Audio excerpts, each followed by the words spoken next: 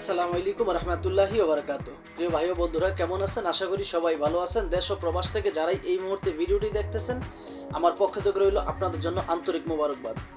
আমি চাই আপনারা সবসময় ভালো থাকেন, যে দেশেই থাকেন না কেন, যে কাজই করেন না কেন, আপনারা যেন সবসময় ভালো থাকেন। আল্লাহ তাআলা রব্বুল আলামিনের কাছে এই প্রার্থনাই করি, প্রিয় মালিক যেন আমাদের দেশ এবং প্রবাসের ভাইদেরকে সবসময় সর্বদা ভালো রাখে। তো প্রতিদিনের মতো আজকে আবারও চলে আসলাম নতুন একটা ভিডিও নিয়ে, যে ভিডিওতে থাকবে গুরুত্বপূর্ণ কিছু তথ্য।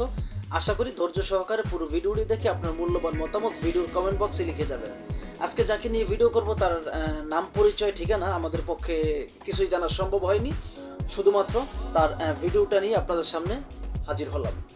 তো এই মেয়েটা নাকি দাবি করতেছে সে দীর্ঘ 4 বছর সে প্রবাস জীবনে ছিল, এবং প্রবাসে আপনার 4 বছর থাকাকালীন এখন সে অনেক টাকা পয়সা ইনকাম করছে। এখন সে ভালো মনের একজন মানুষ চায়, এবং সেই মানুষটার সুন্দর হোক কিংবা কালো হোক, সে লম্বা হোক কিংবা খাটো হোক, সেই মেয়েটার কিছু যায় আসে না। সেই মেয়েটা 30 থেকে 35 এর মধ্যে ছেলেটার বয়স যাতে হয়, এরকম সেম একটা ছেলেকে ভালোবাসতে চায় বা বিয়ে করতে চায়, লাইফ পার্টনার করে তার বাকি জীবনটা কাটাতে চায়। সেই মেয়েটার বাবা মা আছে, সে মেয়েটা থাকে মগবাজারে। তারা হচ্ছে 3 বোন, 2 বোনের বিয়ে হয়ে গেছে, সে হচ্ছে পরিবারের ছোট মেয়ে। তো যারা আসলে বিয়ে করতে চাচ্ছেন, ফ্রিতে বিয়ে করতে পারবেন। যে যুবক ভাইয়েরা আছেন যারা বেকার, কোনো কাজকর্ম করেন না, হান্ডু করে খালি বাপের টাকা খরচ করেন আর ঘোরাফেরা করেন, তাদের জন্য ফ্রিতে বিয়ে করার সম্পূর্ণ একেবারে ফ্রি একটা বিয়ে করতে পারবেন আপনারা। এই বিয়েটার কথাগুলো আগে শোনেন কি বলে। বর্তমানে আমি ঢাকাতে আছি। এটা হচ্ছে মগবাজার। এখানে আপাতত আমি সিঙ্গেল থাকি, ফ্যামিলি বাড়িতে থাকে। ফ্যামিলিতে ওই যে 2 বড় বোন ছিল, ওদের তো বিয়ে হয়ে গেছে, মা বাবা আছে এখন। না, ওনারা এইসব বিষয়ে জানেন। ওনারা জানে যে ওখানে আমি কাজ করতে গেছি, কাজ করতেছি, এরকম আর কি। এখন বয়সটা আসলে কি বলবো, আমার তো বয়স খুব একটা বেশি না, আমি তো পরিবারের ছোট মেয়ে। তো আমি চাচ্ছি বয়স 30 থেকে 35-এর ভিতরে হলে আমার জন্য ভালো হবে। আমার বয়স 24। বিদেশ ছিলাম 4 বছর, বললাম না, যখন 20 বছরে পড়ছে তখন গেছি। এখন হ্যাঁ 4 বছরই, তবে একটা না নয়, ওই আর কি বুঝতেছেন। হ্যাঁ, আশা করি এই মেয়েটার কথাগুলো আপনারা শুনতে পারছেন যে আসলে এই মেয়েটা কি বললো। আপনাদের কি মনে হয় যে আসলে কোনো টাকা পয়সাওয়ালা মেয়ে এইভাবে প্রতিবেদন করবে?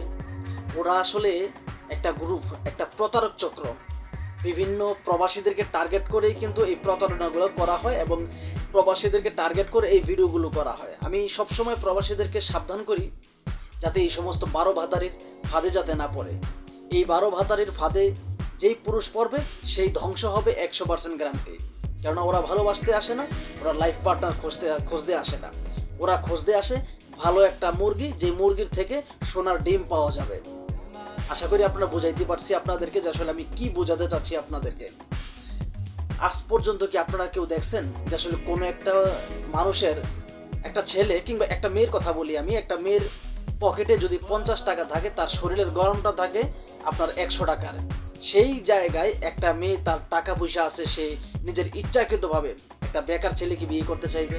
এটা আপনারা কোন যুক্তিতে বিশ্বাস করেন? আমি মনে করব আপনারা এখনো বোকার স্বর্গে বাস করতেছেন। আপনারা তো বোকা, আপনারা চালাক না। চালাক হচ্ছে এই মেয়েগুলো যারা প্রতিনিয়ত প্রবাসীদের মাথায় লবণ রেখে বড়ই খাচ্ছে। এই মেয়েগুলো হচ্ছে সবচেয়ে বেশি চালাক। আর যে প্রবাসী, যে সাংবাদিক নামে যে সাংঘাতিক, যে প্রতারকটা, দালালটা আপনার প্রতিবেদন করতেছে বা সাংবাদিকের মতো জেরা করতেছে, ওই দালালটা কিন্তু আসলে প্রতারক চক্রের কিন্তু একটা সদস্য। আর এই সমস্ত মেয়েগুলো যত টাকা ইনকাম করে, ধান্দা করে, পুরুষদেরকে ঠকিয়ে, প্রবাসীদেরকে দেউলিয়া করে যত টাকা ইনকাম করে, তার 50% ভাগ কিন্তু এই সাংবাদিক নামে যে দালালটা আছে, ওই দালালটা কিন্তু 50% ভাগ পায়। এই 50% ভাগ কিন্তু ওই প্রবাসী, এই মেয়েটা তাকে দেয়।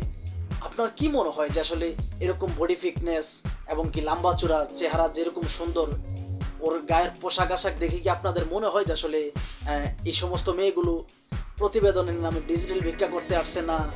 ওরা ভিক্ষা করতে আসে না, ওরা স্বামী খুঁজতে আসছে, বা কিংবা একজন ভালো মনের মানুষ খুঁজতে আসছে। এটা কি আপনাদের কি মনে হয়? আমার ভিডিওর কমেন্ট বক্সে লিখে যাবেন।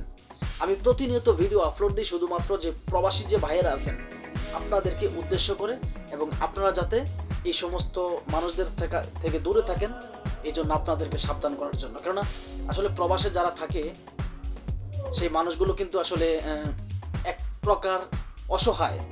আমরা 30 লক্ষ বাঙালি, এই সমস্ত প্রতিবেদনের নামে ডিজিটাল ভিক্ষার কাছে জিম্মি হয়ে আছি। তো যাই হোক, এই ভিডিওটি বানানো হয়েছে শুধুমাত্র সতর্কমূলক, কাউকে উদ্দেশ্য করে বানানো হয় নাই। প্লিজ কেউ খারাপ মন্তব্য করবেন না। ভিডিওটি ভালো লাগলে লাইক, কমেন্ট, শেয়ার এবং চ্যানেলটি সাবস্ক্রাইব করে আপনাদের পাশে থাকার সুযোগ দিবেন। আপনার মূল্যবান মতামত ভিডিওর কমেন্ট বক্সে জানাবেন। আল্লাহ হাফেজ।